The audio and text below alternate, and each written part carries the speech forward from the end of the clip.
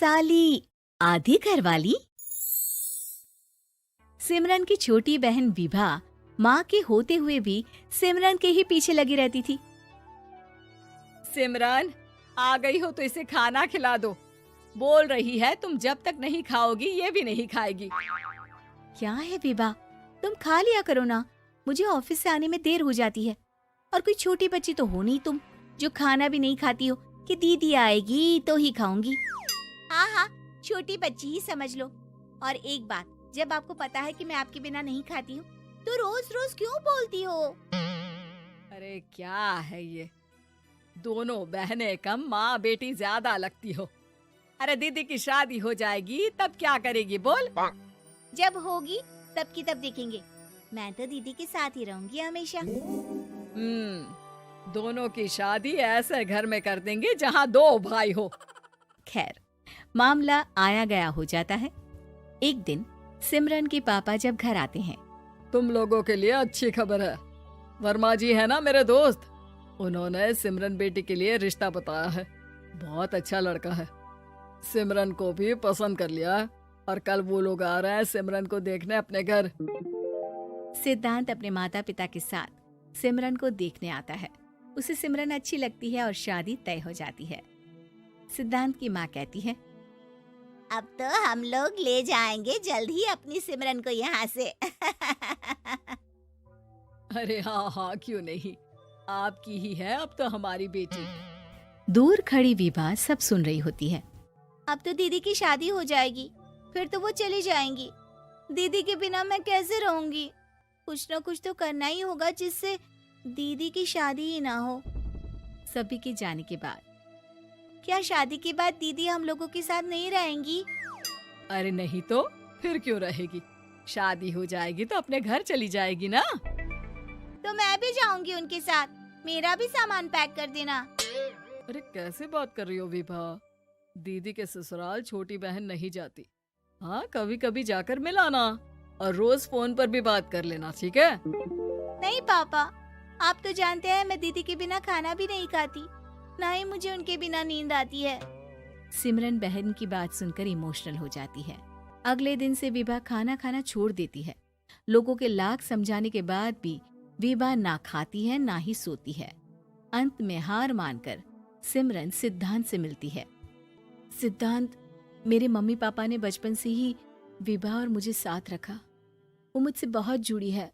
मुझे उसकी टेंशन रहेगी शादी के बाद, क्योंकि वो मेरे बिना नहीं रह सकती है। अरे ये तो छोटी सी बात है, वो हम लोगों के साथ हमारे घर में रह सकती है। जब उसकी अकल आ जाएगी या वो समझ जाएगी कि तुम्हारा घर वो नहीं बल्कि ये है, तो हम उसे घर छोड़ आएंगे, ठीक है? सिमरन खुश हो जाती है क्योंकि वो यही चाहती थी। वो माँ पिता से बात कर लेती है। अरे कैसी बात कर रही हो सिमरन, भला बेटी के ससुराल में हम छोटी बहन को कैसे भेज दे? जमाना क्या कहेगा? अरे तू पागल हो गया है, मना कर दे। इस शादी में इन लोगों का तो ये चलता ही रहेगा। कभी बहन यहाँ आ रही है, कभी वो बहन के पास जा रही है। अरे शादी हो रही है, कोई मजाक थोड़ी ना हो रहा है ना बाबा ना। माँ कैसी बात कर रही हो? सिमरन से मैं जुड़ाव महसूस कर रहा हूँ और इतनी सी बात के लिए इतनी अच्छी लड़की को कैसे छोड़ सकता हूँ? सिद्धांत की भी जिद होती है कि वो सिर्फ सिमरन से ही शादी करेगा, और होता भी वैसा ही है। सिद्धांत और सिमरन की शादी हो जाती है और दहेज में आ जाती है विभा। शादी के बाद बुआ सास कहती है, अरे माँ ना, साली आधी घर वाली होती है, लेकिन ये क्या, तुम तो उसे घर ही ले आए। तभी चाची कहती है, सिद्धांत को तो हम लोगों ने सीधा समझा था, लेकिन सबसे तेज तो यही निकला। अरे देखो कैसे दहेज तो नहीं लिया, लेकिन साली पर कब्जा कर लिया। सिद्धांत ने इस और तो सोचा ही नहीं था, लोग उन लोगों के बारे में ऐसी भी बात करेंगे। वो वहाँ से चला जाता है और चुपचाप अपने कमरे में लेट जाता है। क्या हुआ सिद्धांत, तुम अचानक से परेशान हो गए, कोई बात है क्या? अरे नहीं नहीं, वो थक गया था ना, शादी की सारी तैयारी और रस्मों के बीच, सोच रहा हूँ थोड़ा आराम कर लूं। हाँ ठीक है, आप लेट जाइए, मैं विभा का बेड लगा देती हूँ जमीन पर। क्या? वो यहाँ सोएगी? हाँ, बताया तो था कि उसे नींद नहीं आती मेरे बिना। तो तुम आराम से लेटो ऊपर, हम लोग नीचे बिछा लेते हैं। अरे नहीं नहीं, तुम दोनों आराम से लेटो ऊपर, मैं माँ पापा के रूम में जा रहा हूँ। सिद्धांत वहाँ से दूसरे कमरे में चला जाता है, जहाँ सिद्धांत के पिता उससे कहते हैं, क्या बात है बेटा, तू उस कमरे में क्यों नहीं सो रहा?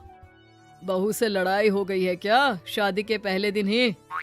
अब नहीं पापा, वो दोनों बहनों को बात करनी थी और मुझे नींद आ रही है, तो मैं यहाँ सोने चला आया।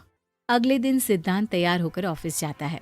ऑफिस में लंच के वक्त दोस्त कहता है, क्या बात है सिद्धांत, इतना सारा खाना एक ही दिन में? हाँ यार, वो सिमरन को खाना बनाने का शौक है तो उसी ने बनाया है। यार हम लोगों की तो सिर्फ एक ही बीवी है, इसकी तो दो है ना। सिद्धांत को गुस्सा आ जाता है। कैसी बात कर रहा है तू?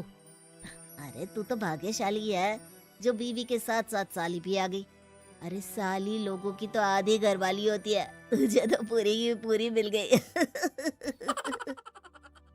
सिद्धांत का पारा अब 7वें आसमान में पहुंच जाता है। वो खड़ा होकर उस लड़के से लड़ने लगता है। हाँ, मेरी शादी में मेरी बीवी के साथ मेरी साली भी आई है, ये सच है, लेकिन सिर्फ कुछ समय के लिए, क्योंकि उसने सिमरन को बचपन से ही माँ की तरह देखा और यूं अचानक वो सिमरन से अलग नहीं रह सकती थी। इसलिए सोचो, अगर मेरी बीवी उसके लिए माँ का स्थान रखती है तो मेरा दर्जा क्या हुआ? तभी वहाँ बॉस आ जाता है।